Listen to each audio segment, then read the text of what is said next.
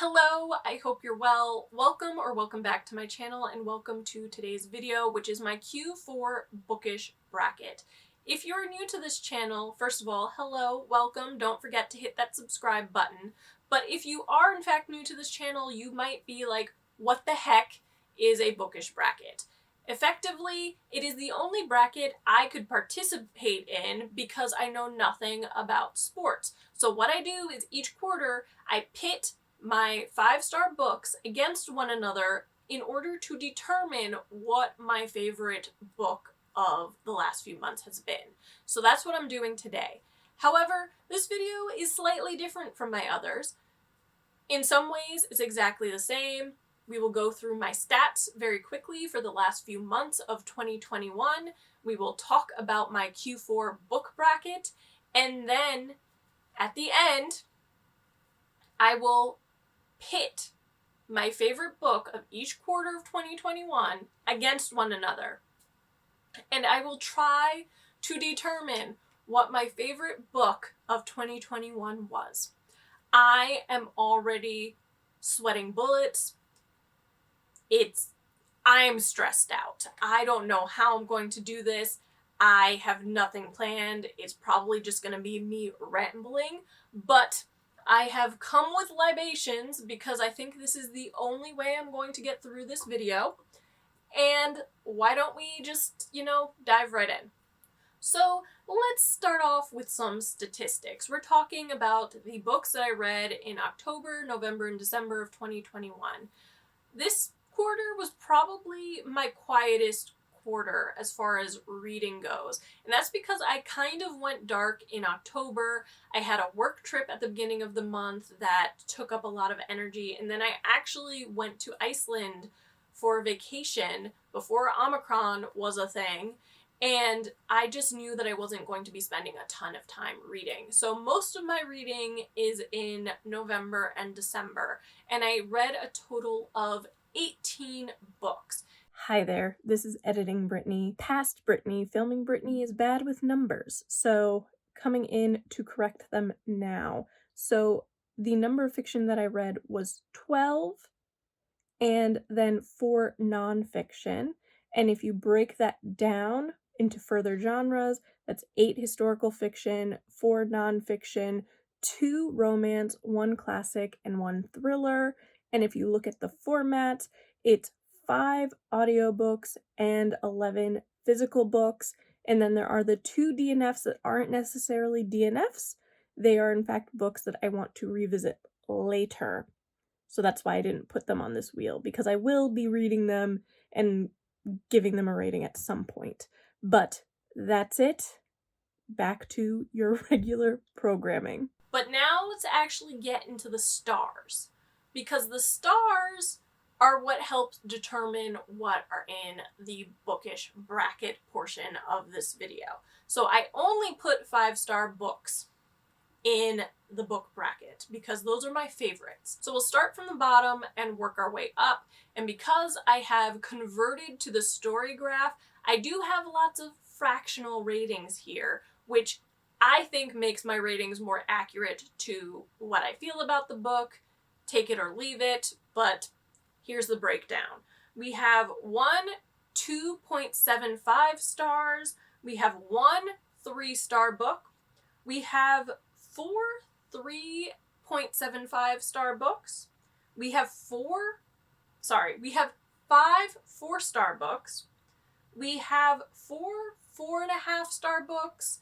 And then we only have 1 5-star book, which I knew at some point this would happen. I knew there would be a quarter when I didn't have any 5-star books or when I only had 1. So I have been preparing for this. But obviously, because there's only 1 book, there can't really be a bracket because it's 1 book. So what is that book? I'll tell you. The book in question is A Swim in a Pond in the Rain by George Saunders. And this is a book that I've already spoken about several times on this channel. It was one of my favorite books of 2021. It was most recently in my December wrap-up. I loved it. It was unlike any other book I have read in recent memory, apart from like Shrunken White's Elements of Style, but this was so much more approachable in my mind. So effectively what this book is a masterclass on writing short stories. George Saunders is a creative writing professor at Syracuse, and he teaches this class on short stories, and how he teaches it is through the lens of some short stories written by Russian literary giants like Tolstoy, Chekhov, Turgenev, Gogol. Am I missing anyone in that book? I don't think so. I think that's everyone. But what he does in this book is he provides the short story, and then he gives you a lesson on things like patterns in short stories and how to use that effectively, or how to read a story and ask questions in this very analytical way, and to really take your time to read a story one page at a time, pause, ask yourself questions, and continue on, among other things. It was just so fascinating to me.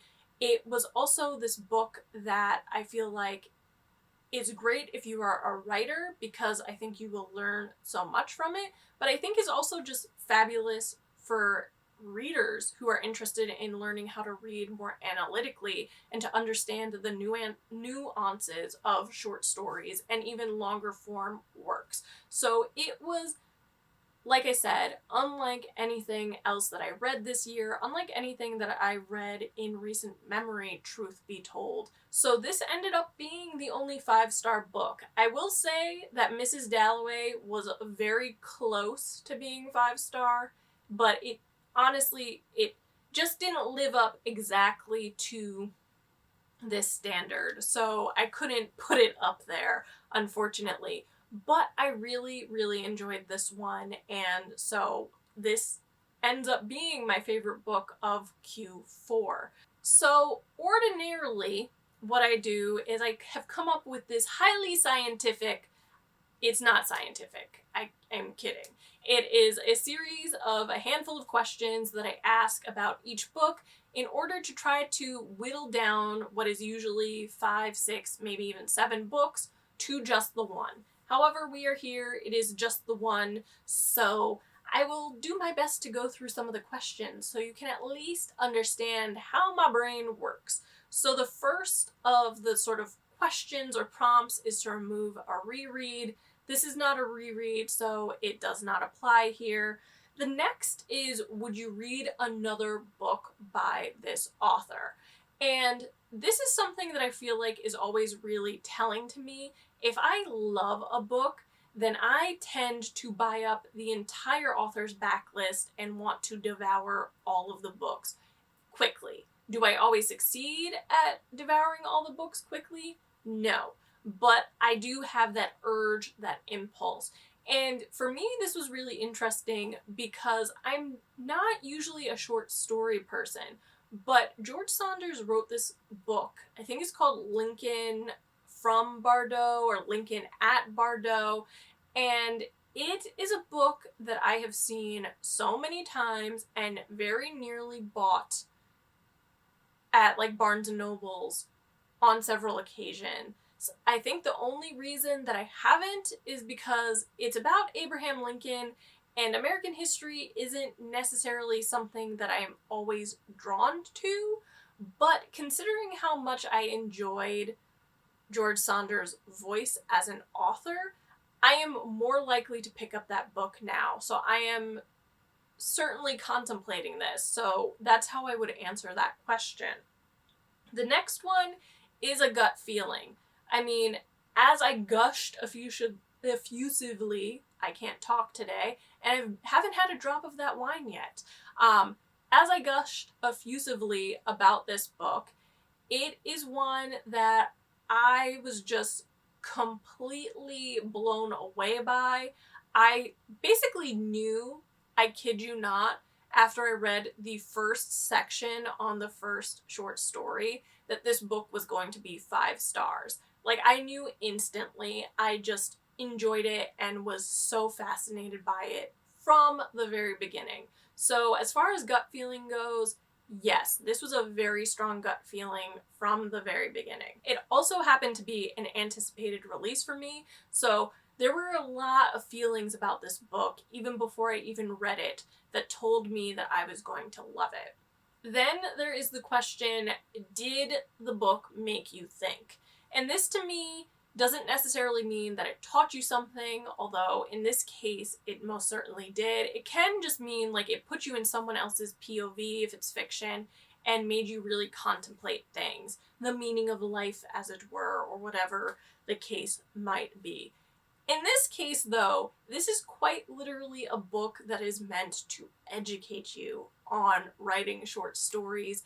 And as I said in, I think, my favorite books of 2021 and in my December wrap up, this was a book that definitely makes you use different parts of your brain that you might not have engaged if you've been out of school for a while, but it's also a book that is not one that you can read passively. You have to be actively reading and actively engaged in the lessons he's teaching in order to actually gain anything from it. Because if you're just sitting in class and you're not paying attention, what are you learning? Nothing. And so in that way, this is a book that it really does require focus and concentration and that sort of active reading muscle that is just really fascinating to flex, and something that I miss flexing, to be honest, because I did a lot of it when I was writing English lit papers or history papers or whatever the case may be, and this was just refreshing for me. And as I said, this is not a book that, like, if you know nothing about the Russians, you're at a disadvantage, or that you should be intimidated by because you hear the name like Tolstoy. George Saunders' approach was really accessible, and I think is something that writers and a certain type of reader will really learn from and enjoy. The next question is character magnetism, which I have spoken about as something that I need to probably change in 2022. So this might not be a prompt that you see on my Q1 because it really doesn't work for nonfiction. In some cases, I've used it to talk about a historical figure and whether that character, that individual engages me. But this one, I really crafted it was more for fiction because it's about characters. So this one is a little bit difficult. It really is another situation where it's not applicable to this particular book. But the last one is, did I think this was immersive or transportive? Again, you'd be surprised. This doesn't necessarily always work for nonfiction, but I do feel like this entire reading experience of A Swim in a Pond in the Rain was really immersive in that I did feel very much like a student again. I did feel like I was sitting in a creative writing class or an English lit class, and that I was reading these short stories, pulling information, kind of highlighting and annotating and doing all this stuff in my mind, and then having a professor, someone who is an authority, someone who is more familiar with these short stories, try to teach me something from them. And so it really did make me feel like an undergraduate student again in the best possible way. And I just really enjoyed it. Do I think that this is a book that everyone is gonna get? No. I do think that the people who will benefit most from it are people who are writers and really into short stories, people like me who are really into Russian literature, people who are just in general interested in learning more about writing, but it's definitely not a book that I can see everyone picking up. I do feel like it is very niche, but it isn't niche in a way that works for yours truly. So I will say that for it. But as I said, this was the 1 5-star book that I read in the last few months of 2021, and I loved every minute of it. Okay, my friends, this is the third part of this video, the part that I probably need to be a little bit drunk for, I kid you not. This is the moment that some of my subscribers have been looking forward to, who has been calling it like the Battle of the Russians. Because my 4 favorite books of 2021, in a way that is completely on brand for me, are all Russian focused. And for any of you new viewers, that is what I studied in school. I was a Russianist. I studied 19th and 20th century Russian history. It is my bag. I love Russian lit. So, you know, I am really drawn to these books. I read a lot of them throughout the year, and I've read quite a few in 2021. But the 4 favorite books of 2021 were The Revolution of Marina M. by Janet Fitch. We have Catherine the Great by Robert K. Massey. We have The Unwomanly Face of War by Svetlana Alexievich. And the book that I just talked about, A Swim in a Pond in the Rain by George Saunders. All of them connect to Russia in some way, shape, or form. And now I somehow have to figure out how these 5-star books that I have already talked about in great detail in their own quarterly videos, talking about how much I love them and why, I have to decide which one of these is my favorite book of 2021.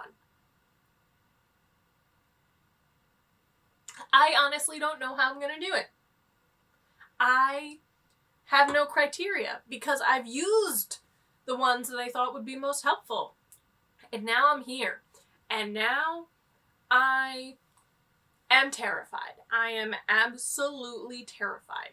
So, The Revolution of Marina M. is actually the only book on this list that is fiction, which I find interesting because by and large, I read significantly more fiction than I do nonfiction. So the fact that 3 of the 4 favorite books of the year were nonfiction kind of blows my mind a little bit.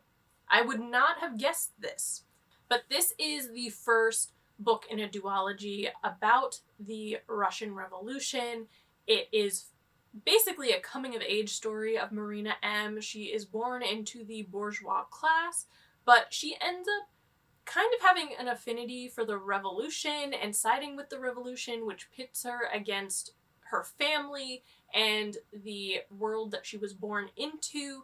And it's this really interesting story of her coming into her own during this really frenetic period in Russian history. And it is a big book. It is like 800 or so pages, but I thoroughly enjoyed it. Catherine the Great is a biography on Catherine the Great, who is one of my historical girl crushes. I would say she is the historical girl crush, like the top, the numero uno, the head honcho, the head bitch in charge type girl crush, because she is someone that I have always been fascinated with. I mean, this is a young woman who went to Russia not speaking the language, came and learned the language, was very, very intelligent, and came to power in a coup, and then was named Catherine the Great within a few years of becoming the Tsarina of Russia, and had all of these enlightened ideas, but was also so complex because she was also really an enlightened despot, and she's just absolutely fascinating. This is, again, another chunky book, though. I think it's over 500 pages, but it went by so fast. I really loved it. Then we have The Unwomanly Face of War, which is an oral history, which was something new for me. And I actually listened to this one as an audiobook, which I highly recommend for a first time if you're interested in this book, because I think it being an oral history, it is nice to sort of take it in in that format, if that makes sense. But it is this oral history of Russian women during World War II. And it is women who are involved in the conflict, in the war, in all sorts of ways. Like, some of them are driving trucks, some of them are nurses, some of them are snipers, some of them are partisans, some of them are just in occupied territory.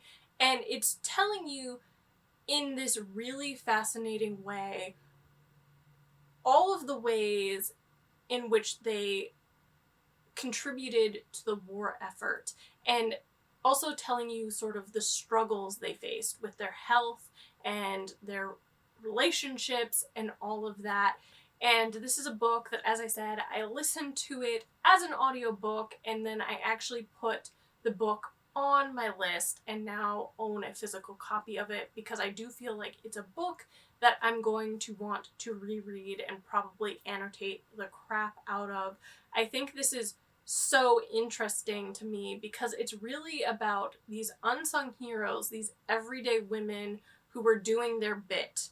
And it's about a time period that I'm really interested in. It's about a culture I'm really interested in. And so I just thoroughly enjoyed it. And then I literally just spent however many minutes gushing about the George Saunders book, A Swim in a Pond in the Rain. I always trip over that title, so I won't rehash it, but suffice it to say, it is a masterclass on writing short stories. That's how I'd sum it up. So, taking more wine. I don't honestly know how to decide. They were favorites for a variety, a cornucopia of reasons. So how do you go from 4 to 1? I guess this ends up being the actual book bracket in this video, going from those books to just the one. And if I really... oh God. If I really use my brain here, I would say as much as I enjoyed all of them, I think every single one of these books was one of my favorite books of 2021. Obviously, they were in that video. If I'm looking at just these 4, though, I would say that the one that I am least likely to reread is probably Marina M. Just because it is a large book, but it's also part of a duology. So can you really read just one part of the duology and not read the other part? I'm a completist, so that part of my brain says no. And the 2 books together are like 1,600 pages. Like, the second book is just as long, if not longer, than Marina M. And so that gives me a little pause. Yes, I could see myself rereading it at some point in the future, but I could more easily see myself rereading any of the other 3. Like, I purposefully bought Unwomanly Face of War so that I could reread it. Catherine the Great is already a book that I'm like, when is too soon? When can I take a bite out of this one again? And George Saunders, to me, is kind of like a reference book in the same way that my Elements of Style is. That is a book that every couple of years, or before I undertake any massive, like, writing project, I like to reread to refresh myself on certain things. And I could very easily see myself using the George Saunders book in a similar way. Whether I read the entire book or I just read sections of it because I think they're more applicable to what I'm doing, I do feel like now that I've read the whole thing, it is kind of this reference for me. And so I guess in that way I could narrow this down to 3. But how do you narrow the 3 to 2 to 1? I'm drinking more wine. I feel like some of this has to be a gut instinct, and my gut is not being super cooperative right now. It could be because of the wine, I don't know. But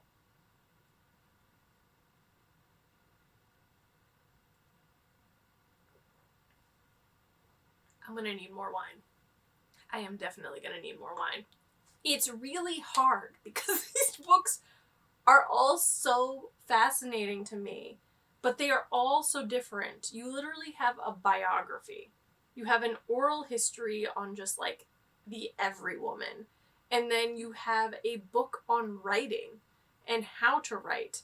And they're just so different. It is like comparing apples to oranges to bananas. Oh my goodness. Okay, Brittany. If I really sit down to it, if I really look at these 3 books that are left and think about which one has had the biggest impression on me, I think, and I'm going to say it because the gut has given me an answer and I don't want it to change its mind. I think I'm going to say The Unwomanly Face of War by Svetlana Alexievich. And that is not to say that I did not thoroughly enjoy the other books. But when I think about this book, when I think about the emotional toll that it took on me, where it actually made me cry in certain places when I was listening to it, when it like inspired me in a way that I've actually said in videos, like if I were ever to write a book, I would probably be inspired by these women. And I think that is such a beautiful thing when a book opens up possibilities for you. And as I said, this was a book that really struck a chord with me. A lot of it was really heartbreaking in a way, but there was also stuff in there that was completely uplifting about the camaraderie or about the romance that these women found. And even just thinking of it now, which it could be because I'm slightly intoxicated, like it brings tears to my eyes. Like it like makes these feelings well up. It was just so well researched and so well written, and just made me empathize with these women in a way that I think is very rare for books. Like, to be able to do that takes a lot of skill. And I mean, that's why this book probably was a Nobel Prize winner, because it probably affected people in a similar way. And so, because of that, because this is a book that continues to be on my mind, because it's a book that I have really devoted all of this like mental energy and emotional energy towards since reading it, that I feel like it has to be my favorite book of the year, because it's just a case of like, how could a book have such an impression on you and not be a favorite? And to be honest, I feel like if I ever redo my top 10 most loved books of all time, this book would likely work its way into that rotation. So I think that's gonna be my answer. I'm actually pretty happy with that answer, although it was very, very stressful getting to it. I think when it comes down to it, when I choose my favorite book of 2021, it is An Unwomanly Face of War by Svetlana Alexievich. So, yeah, that's my answer. That's what I'm sticking with, and I hope you enjoyed seeing me have an existential crisis on camera, because oh my god, that was stressful. I consumed like a half bottle of wine filming this, so I don't know how coherent I will be. Hopefully coherent enough, because I'm definitely feeling a little tipsy. I'm not gonna lie, but thank God it's Friday when I'm filming this. I'm going to go eat my gyro and then turn on one of my British crime dramas and probably be asleep in a half an hour, 45 minutes, because that's what wine does to me. But anyway, that is not what you were watching this video to see or hear, to be quite honest. I hope you enjoyed this video, and if you did, be sure to give it a thumbs up, comment, and subscribe, because all those things help this little channel grow. But I do honestly hope that I convinced you to read 1, 2, 3, all 4 of these books at some point to add them to your physical TBR, and I will be filming more of these videos. My bookish brackets are back in 2022, so stay tuned for my Q1 bracket sometime in April. But once again, guys, thank you so much for watching, and I will see you next time. Bye!